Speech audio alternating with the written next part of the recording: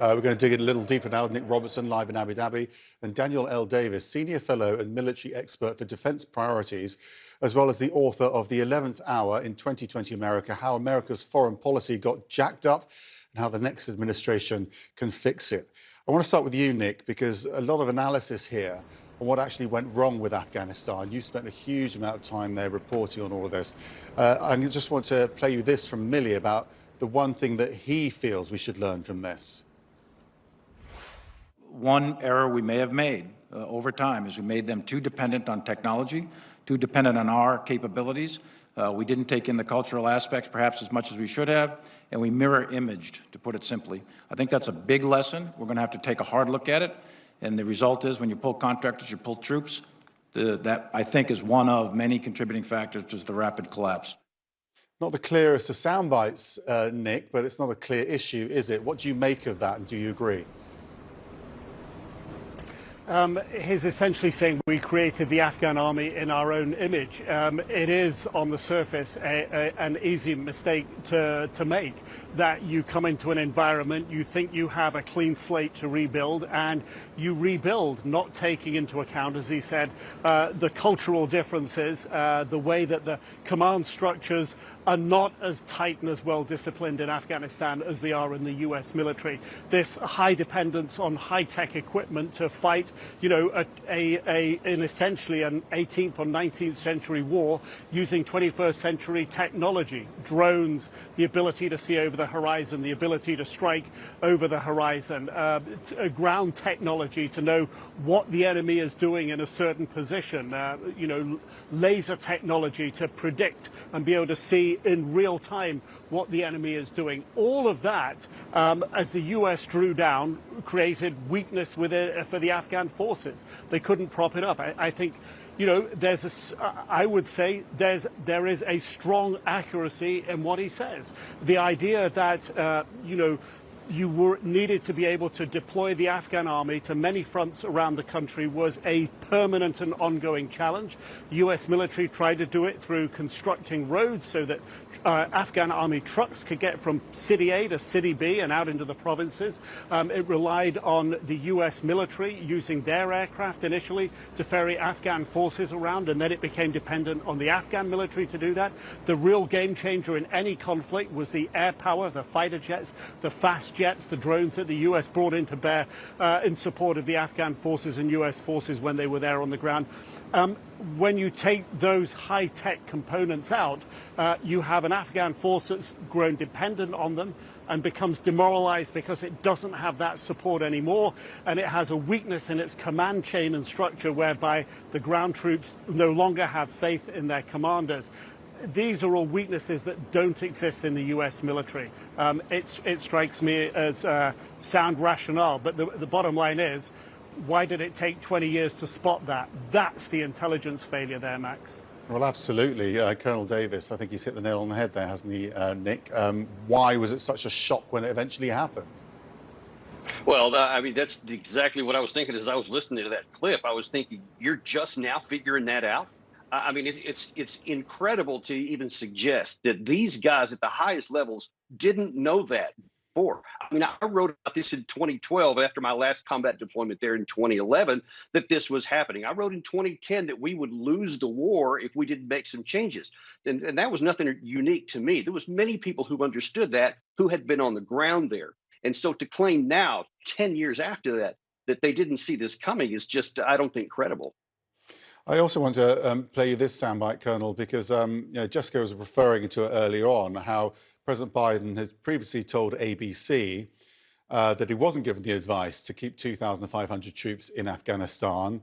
And it's pretty clear that they were giving him that advice based on some of the interactions today. Let's have a listen to one of them.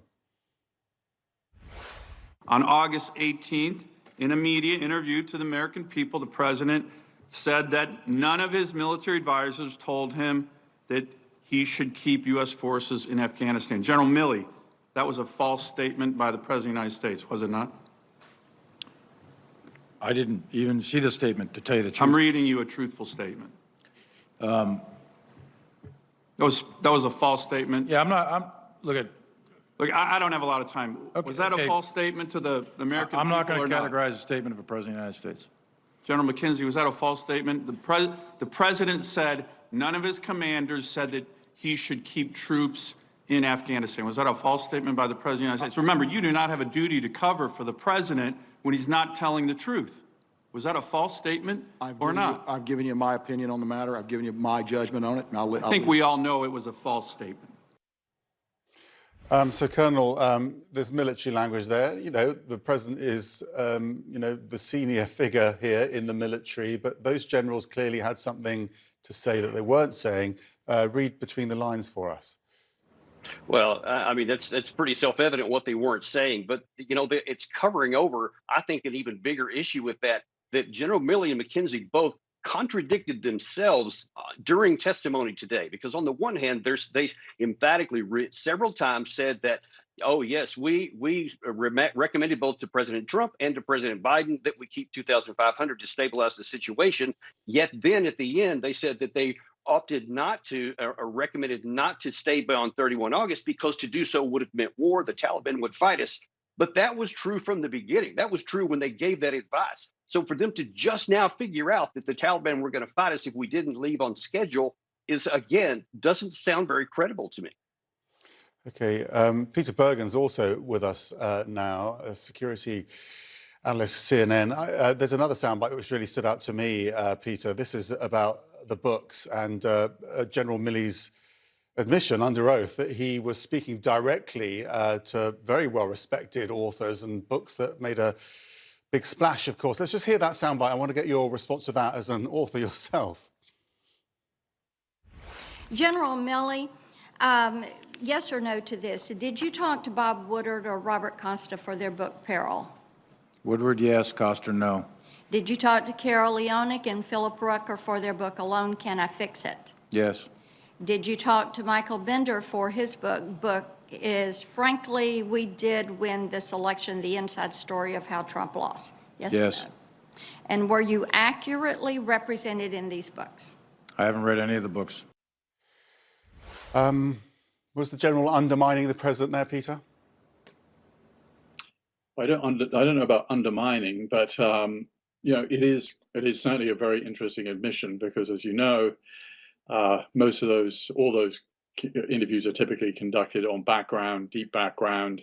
Everybody kind of knows who spoke because everybody who speaks is generally treated better in these accounts than those who choose not to speak. But I think obviously General Milley was under oath.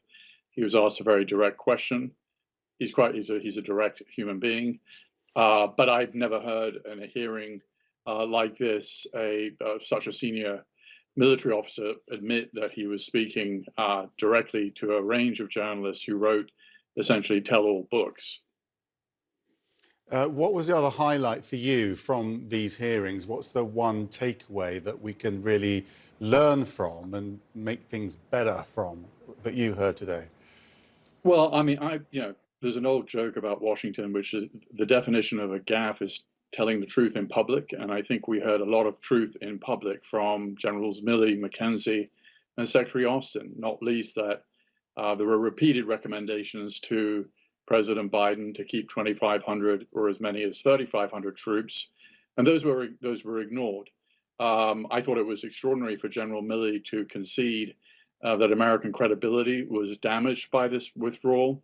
I thought it was extraordinary for him to refer to that the airlift was a logistical success, but the whole policy was a strategic failure. I mean, these are pretty strong words in a hearing from essentially the president's top military advisor. So I thought the hearing was very useful for the American public, for the world, because these officers and the secretary spoke very clearly. They talked also about how damaging the Doha agreement had been that was negotiated by the Trump administration to the morale of the Afghan army. I think there were many, many headlines coming out of this hearing. Colonel, that we heard about the previous administration, the tension between the military figures and the White House there, but we've also got tensions with the current White House with these conversations about the number of troops that remain there. Are you concerned that Washington isn't functioning properly at this very high level of security in a way that it should be?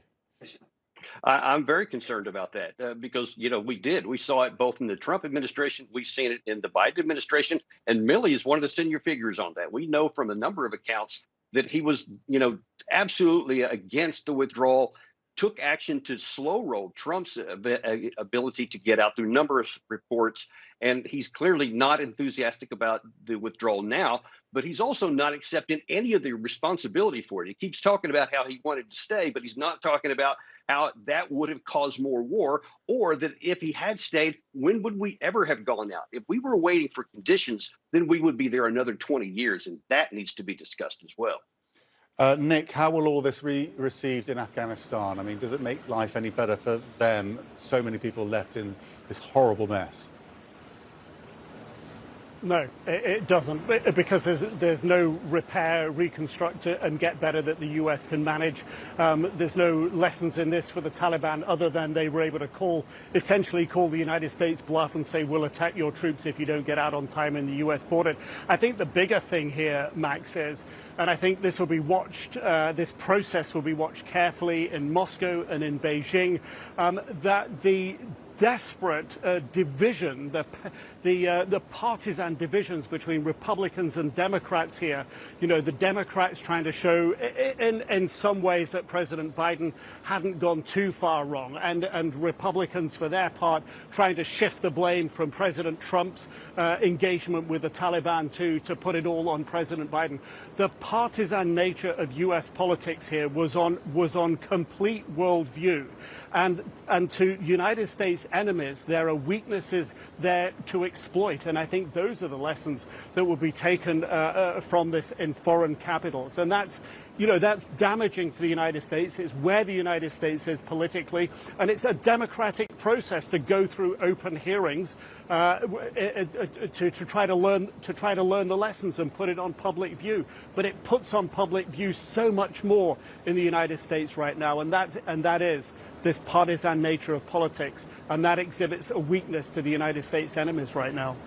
And Peter, just one last soundbite. Milley talking about the conversation he had with Nancy Pelosi about President Trump's state of mental health. Much made of that coming out of the books, but this is what he had to say about that today. She was concerned and made various personal references characterizing the president. I explained to her that the president is the sole nuclear launch authority, and he doesn't launch them alone, and that I am not qualified to determine the mental health of the President of the United States. The president then still in control of the nuclear arsenal. Peter, what did we learn from that? Some concern that that system isn't as clear as it once was. Well, I think also Milley, really kind of responded very forcefully to all the sort of criticisms he's received. And, he made it very clear that when he had these conversations, for instance, with the Chinese, that he informed Acting Secretary of Defense Miller, Mike Pompeo, the Secretary of State, that he wasn't freelancing, that on one occasion there were 8 people in the room when he had these conversations. On another occasion, there were 11 people in the room. And that was in his prepared statement, which, is easily available to anybody who's watching this. So I think that he came knowing that these questions were going to be asked. He had some pretty good answers.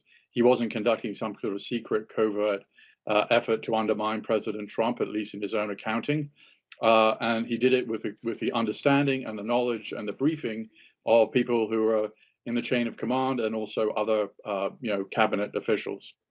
OK, CNN security analyst Peter Bergen, thank you very much indeed. And Nick Robertson, live in Abu Dhabi. And Daniel L. Davis, senior fellow and military expert for defence priorities. Thank you all very much for joining us for that breakdown of this extraordinary hearing.